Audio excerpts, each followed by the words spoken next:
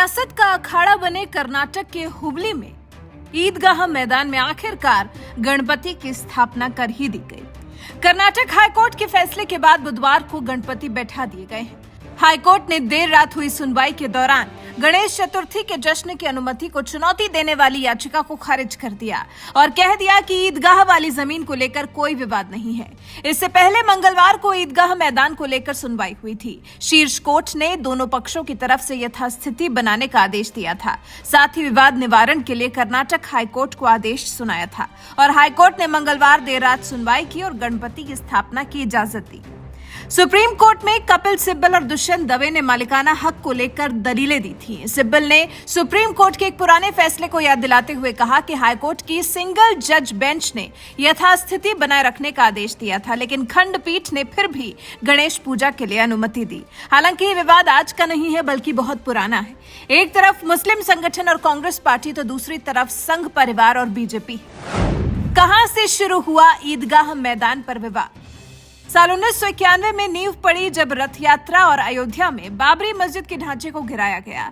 उसके बाद संघ और बीजेपी ने हुबली ईदगाह मैदान पर अंजुमने इस्लाम के दावे के खिलाफ कमर कसी। 1992 में बीजेपी नेता मुरली मनोहर जोशी और नरेंद्र मोदी ने श्रीनगर के लाल चौक पर तिरंगा फहराया था। तभी ईदगाह मैदान में भी इसी तरह का कार्यक्रम रखा गया था।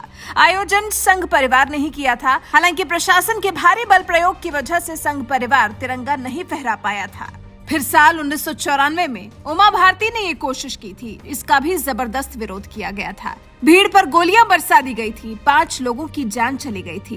प्रदेश बीजेपी के बड़े नेता बीएस येदियुरप्पा के साथ पार्टी सांसद उमा भारती गिरफ्तार कर ली गई थी। उस वक्त मुख्यमंत्री मोईली ने कहा था, मैं कल्याण सिंह नहीं हूं कि अपनी आंखें मूंद लूं और हिंसा होने दूं।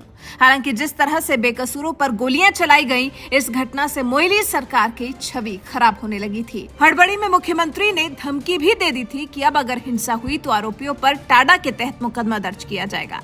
तभी लालकृष्ण आडवाणी ने कहा था, मोईली का भविष्य उसी वक्त पता चल गया जब उनकी सरकार ने हुबली में निर्दोष देशभक्तों पर गोलियां चलवाई। इस घटना से बीजेपी को मौका मिल गया था। ऐसा वक्त आ गया था जब बीजेपी कर्नाटक में पांव पसारने की कोशिशों में लग गई थी और ईदगाह मैदान पर तिरंगा फहराने नहीं दिया गया, जिससे बीजेपी को एक बड़ा मौका भी तो मिल गया था।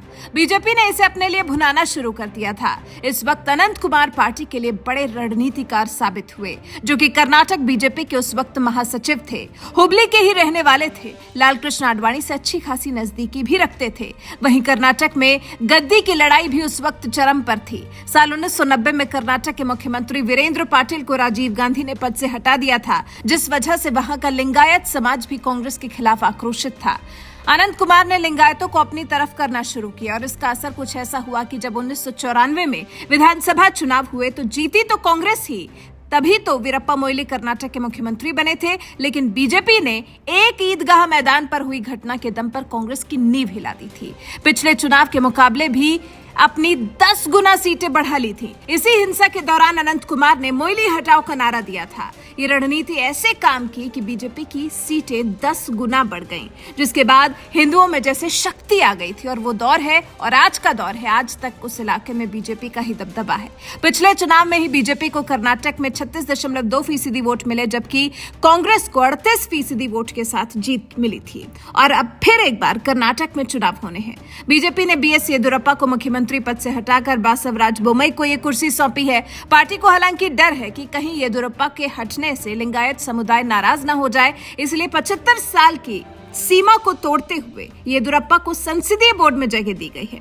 वैसे तो बोम्मई भी लिंगायत समुदाय से ही आते हैं, लेकिन जैसी धाक जैसा रुतबा येदियुरप्पा का है वैसा बोम्मई का नहीं है। ऐसे में ईदगाह मैदान का विवाद फिर सामने है और बीजेपी को फिर एक बार इसके लिए लड़ाई लड़नी पड़ी है। हालांकि फिलहाल जब गणपति की स्थापना हो गई है तो माना जा रहा है कि इस इलाके पर तो बीजेपी का दबदबा अब भी कायम ही है। तो क्या हमें बीजेपी के लिए संकेत अच्छे मानने चाहिए? क्या गणपति स्थापना के लिए कोर्ट से मिली इस इजाजत को अपने लिए बीजेपी को सकारात्मक मानकर इसी दिशा में आगे बढ़ते रहना चाहिए? आपको बता दें, कर्नाटक में अगले साल यानी कि साल 2023 में चुनाव होने हैं। अभी भी यहाँ बीजेपी की ही सरकार है। मई 2023 में कार्यकाल खत्म हो रहा है, तो उससे पहले ही चुनाव होने हैं। प्रदेश में बीजेपी, कांग्रेस और जनता दल सेक्युलर ने अपनी अपनी तैयारियां शुरू कर दी हैं। साल 2018 वो साल था जब कांग्रेस ने जीत हासिल कर सरकार बनाई थी, लेकिन साल 2019 में ऑपरेशन लोटस के तहत यहाँ की सत्ता कांग्रेस से छीन ली गई थी। ऐसे में कांग्रेस फिर से इस कुर्सी को हथियाने का प्रयास करेगी। बीजेपी इस पर बनी रहना चाहेगी, वहीं जनता दल सेक्युलर भी अपने लिए कोई तो मौका तलाश ही रही होगी।